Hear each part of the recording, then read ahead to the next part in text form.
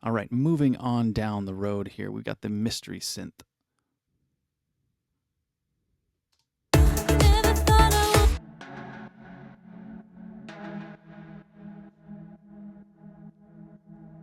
This reality is almost way too good to be true.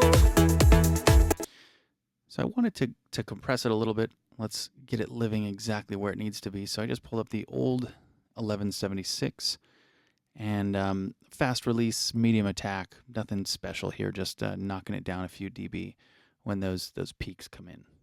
Never thought I would be sending. I felt like when the instrument hits, it was jumping out a little too much, and I kind of lost it. I lost that that mystery that was going on when the peaks weren't happening, and when I pushed it up too far in the mix, when the initial attack of that instrument hits, it was just a little too loud. So the compression just helps even those things out. Face to face with you. This reality is almost way too. And then next, I wanted to give it a little bit more sheen. I felt like it still was getting kind of lost in there a little bit. So dropped out a little bit of those low mids and popped up a little of the high mids. So check out how this sounds. Never thought I would be standing face to face with you. This reality is almost way too good to be true. Yeah, that works out nice. And then further on, further down the road here, I added the little micro shift from Sound Toys, which this is kind of a nice, it gives it this little pitch shift, a left-right pitch shift. So let's take a listen. And this kind of just helps give it a little bit more spread. This is without the plugin. And there's engaged.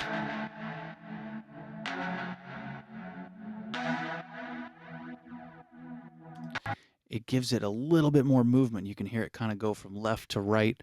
I just thought it was a really cool effect.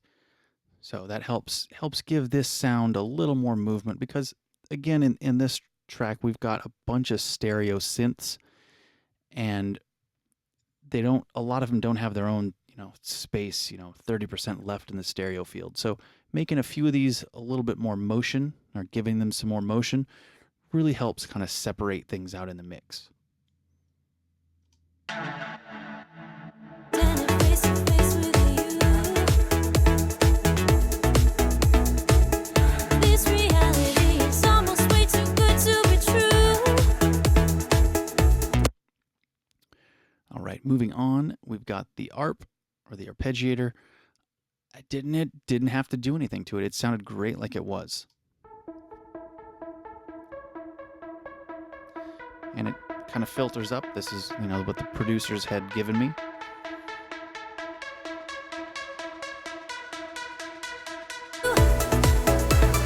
Can't stop now, you're in a dream. So yeah, that was great like it was. Same with the toy synth here. Just a nice little texture. And my world spins. I'm alive when I'm next to you. And it does have a little bit of tingle on the top, but I think it really worked. It comes in halfway through the verse. It just kind of helps lift the verse up a little bit. The producers, they definitely got it right with that one. So moving on to the pad, let's take a listen to this in solo. This was a big synth, and I really had to thin it out to make it work.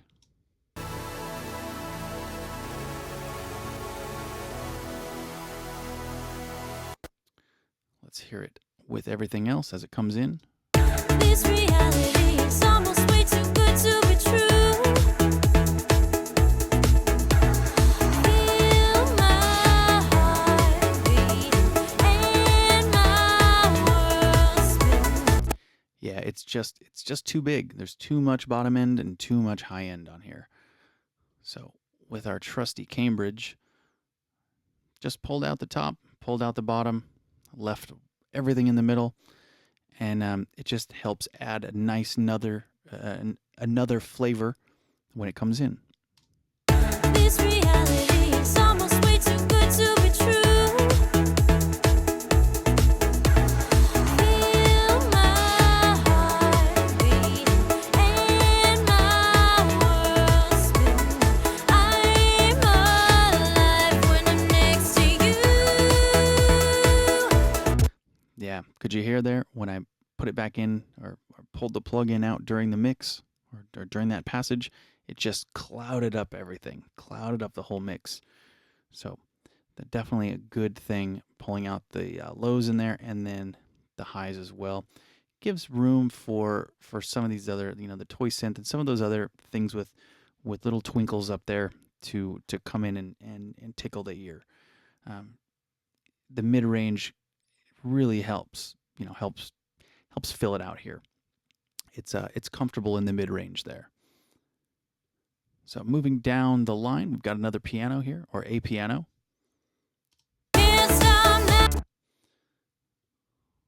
So a little bit of compression on here just to kind of keep it where it's supposed to be.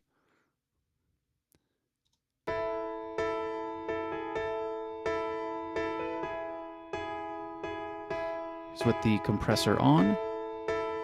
And let's take that compression off.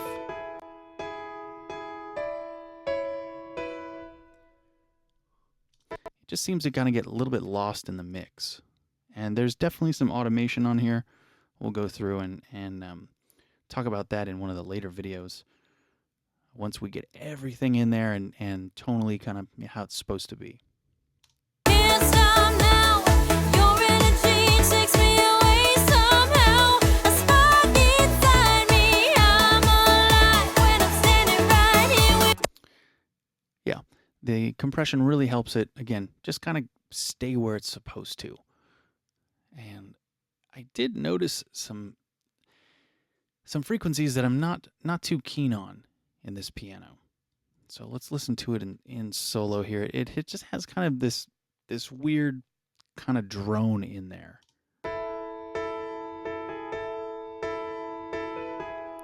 So I pulled up the NF noise filter or notch filter. Sorry, notch filter from McDSP. And let's see what we had here. Ended up finding 330 hertz was this kind of droning frequency, and then I just pulled out every octave or every harmonic above 330 hertz. So 660, 1.12, 2.64, 5.28. So here it is with the notch filter in, and I also rolled off the lows below 100.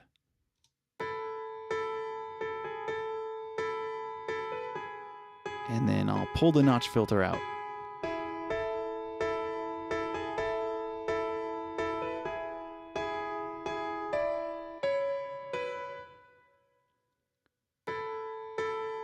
So let's hear that in the mix. Can't stop now.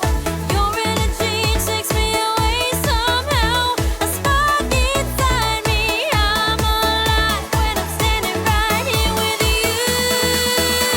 you.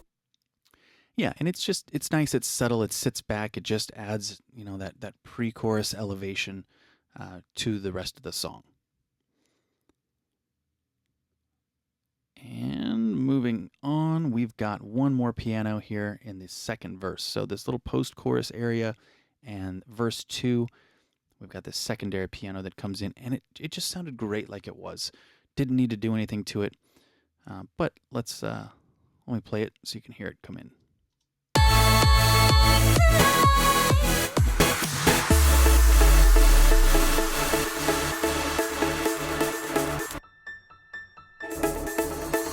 Never thought that anyone could make me feel this way. In this moment with you is where I wanna stay. If we could just. Yeah, so that's all of the synths for the verse. One more thing I did want to point out. We'll go back up to this pick synth. So there was an EQ band here, back here in the Cambridge, in this first EQ that we put on it. When I had bounced this out and listened to it on my phone, listened to it on my laptop speakers, there was this nasty little distortion that I was getting, and I traced it back to this low mid frequency in this synth. So let me solo this up again. I want to show you how I found it.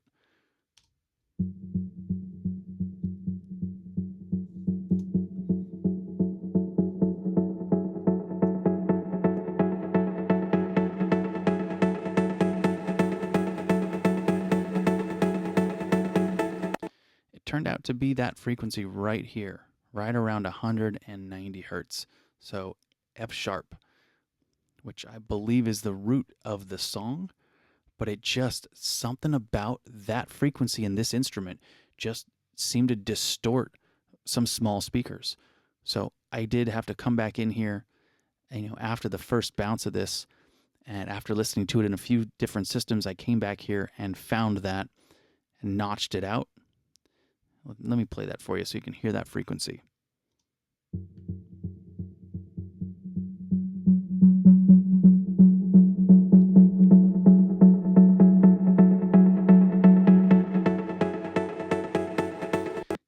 This thing was just resonating through the beginning portion of this song, and it just was killing my little speakers. So I came back in and found that, and distortion gone. So definitely, I'm coming back to the mixes. I'm listening to them in different places and coming back and making small changes, and it's constantly moving, back and forth. So with that said, that is all of the verse synths. In the next video, we're going to take a look at some of the synths in the hook and maybe bounce back and forth between that and the vocals.